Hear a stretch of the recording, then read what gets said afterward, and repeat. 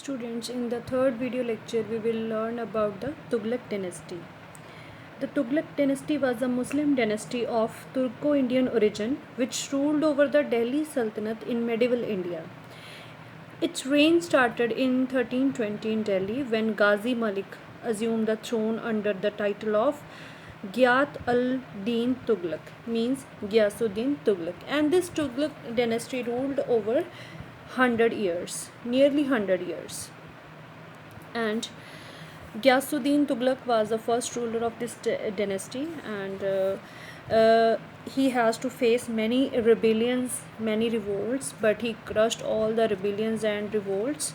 So after that, his son, his name was Juna Khan, he succeeded the throne after the death of Gyasuddin Tughlaq.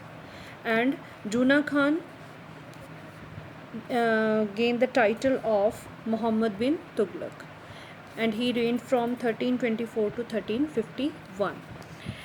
It was said that the Muhammad bin Tughlaq was a brilliant scholar and intelligent person, and also he was very genuine, and he was so much intelligent that it is considered that he was always advanced of his time.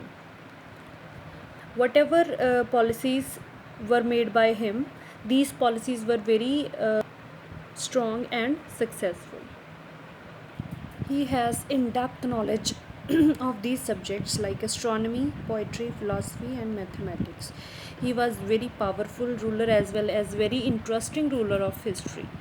So apart from his intelligence, Muhammad bin Tughlaq is also known for his inhuman, eccentric with bizarre characters, and even he was also known as Mad King, means he did lot of foolish things, so that's why he's called Mad King. So here we will discuss his policies and his programs in detail. So firstly, Ibn Battuta, who was a foreign traveler, he wrote a lot about Muhammad bin Tughlaq. He said that Muhammad bin Tughlaq did not give overwhelming power to the ulemas. Ulemas means, firstly understand the meaning of ulemas, a body of Muslim scholars who are recognized as having specialist knowledge of Islamic sacred law and theology. Means ulemas, these are also called religious guru, religious Islamic gurus, those who helped the Sultan to run the administration with the help of Islamic laws. But Muhammad bin Tughlaq did not give importance to ulemas, and even he questioned the ulemas, means he appointed officers from among common people instead of ulemas. So that's why the ulemas turned against him, and they become angry with Muhammad bin Tughlaq. And secondly, we will talk about taxation in the Doab. Doab area, as we discussed in the previous video, it is the area between Ganga and Yamuna river, which was very fertile. And Muhammad bin Tughlaq increased the tax in this area. He raised the tax in this area. It was not a right decision. Why it was not a right decision? Because during the time of famine means when there is a shortage of food crops, जिसको हम हिंदी में अकाल बोल देते हैं. So during the time of famine, it become a overburden for the farmers, so they were not capable to pay higher taxes. So as a result, there were many farmers who abandoned their land, जो अपनी land छोड़ के चले गए थे, and there were some other who revolt against the Sultan. So this was not considered as a right decision by the Muhammad bin Tughlaq. Second mistake made by Muhammad bin Tughlaq is shifting of the capital. Earlier his capital was Delhi, but he shifted his capital from Delhi to Devgiri. Why he shifted his capital? Because he thought that the Devgiri is the most safest place. So that's why he shifted his capital to Devgiri, and he renamed Devgiri as Daulatabad. So when he shifted his capital, it was a huge burden on the royal treasury, because it was very expensive to shift capital from one place to another, as well as he ordered the people, the population, those who were living in Delhi, to shift from Delhi to Daulatabad. So it was a very foolish mistake made by Muhammad bin Tughlaq. Next, he introduced token currency, which is a good thing to start a currency. But the blunder he made issuing currency is that the Sultan, on finding out that there was a shortage of silver in his kingdom, means the coins, the currency which was made up of silver, later on he found that there is a shortage of silver, and he ordered the people to use, and he issued bronze and copper coins as token currency instead of silver coins. And these coins were minted for day-to-day use, means these bronze and copper coins were used for day-to-day transactions, and these coins were have equal value as silver coins, means the bronze and the copper coins have equal value as silver coins, and these coins were called tankas. So with these copper and bronze coins, people could buy the same amount of wheat, rice or oil, means they can use they can get the same amount as silver coins. So by giving bronze and copper coins, they can get the same value as they can take by silver coins. So the Sultan issued an order that they could be exchanged for silver coins, means one, so they can buy goods with the help of bronze and copper coins as the same value of silver coin. Another thing, these copper and bronze coin can be exchanged for silver coins. So this is a very foolish act which is considered, and after that people realized that the value of gold and silver as much greater than the new tankas, means people later on realized that the value of gold and silver coins was more as considered to bronze and copper. Now what they have started, they start hoarding, they start stored the silver and gold coins, means now they do their transaction with the help of bronze and copper coins, and they store the silver and gold coins. So now one more thing, that the design was very simple, and now the ordinary craft person, they start copying the silver and gold coins design, and they minting these coins at home. And now there was a duplicate currency, there was fake currency prevails in the market.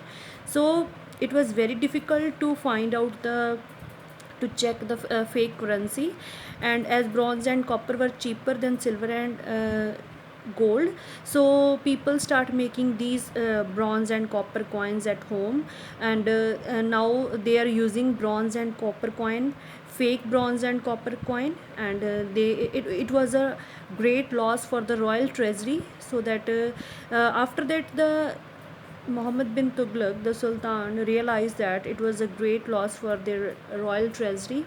So he ordered the to withdraw all the currency issued by the issued by the Sultan. So when he withdraw all the currency, and he also ensure people that those who have given the bronze coins, and they will get silver coins in exchange of bronze coins.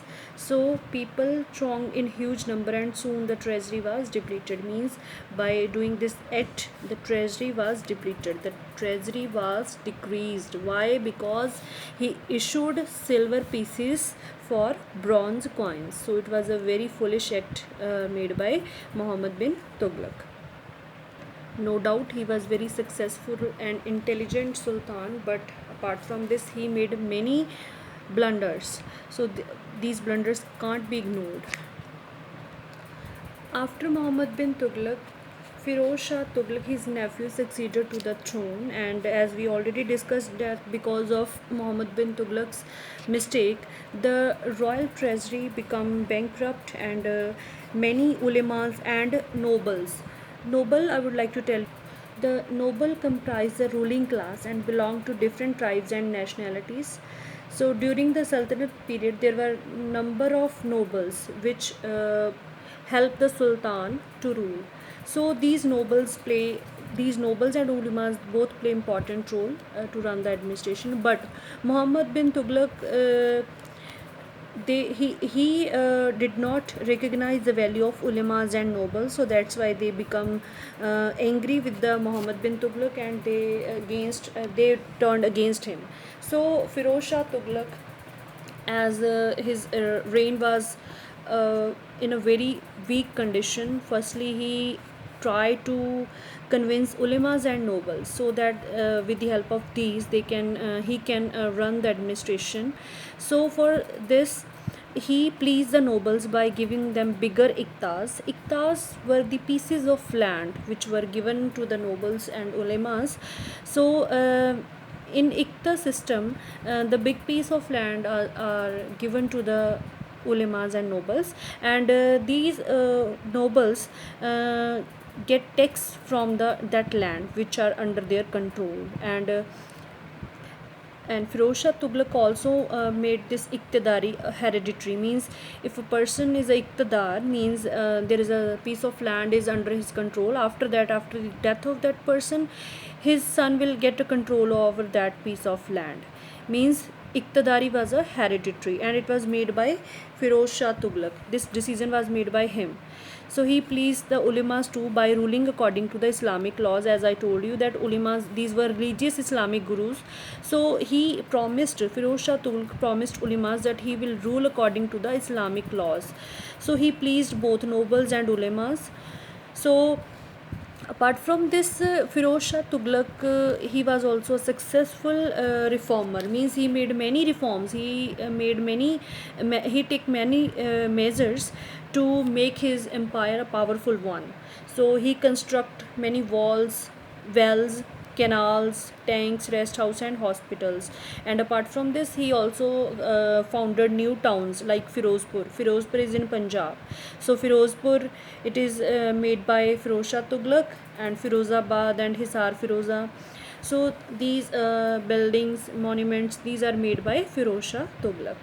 So he also constructed many gardens, and he is also a generous king, and he was very tolerant.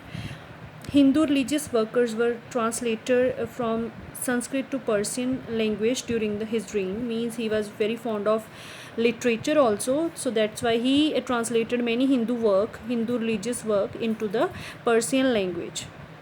And also he brought two Ashoka pillar from Meerut and Sapora to Delhi, and then he established these two pillars into Delhi at the place of Firoz Shah Kotla. So after the death of Firoz Shah, the empire broke up. Many rebellions rose after his death, due to which many regions become independent. As we already discussed in the Tughlaq dynasty, that there were many rebellions, many people who were against them. So after the death of Firoz Shah, these people become powerful, and they become independent after the death of Firoz Shah. Now we will talk about one of the important foreign invader. His name was Temur, and he was from a Mongol, and he was very cruel. And he came from Samarkand, from Central Asia. So he attacked Delhi just to plunder the wealth of Delhi. So his only purpose was to plunder the wealth of Delhi and make his capital a powerful one. So after looting the Delhi, he makes Samarkand a beautiful city. He made many buildings there. So after that he left the Delhi in a devastating condition. So it is said that he almost left it depopulated, means there was so much people killed by Temur. There was a great massacre.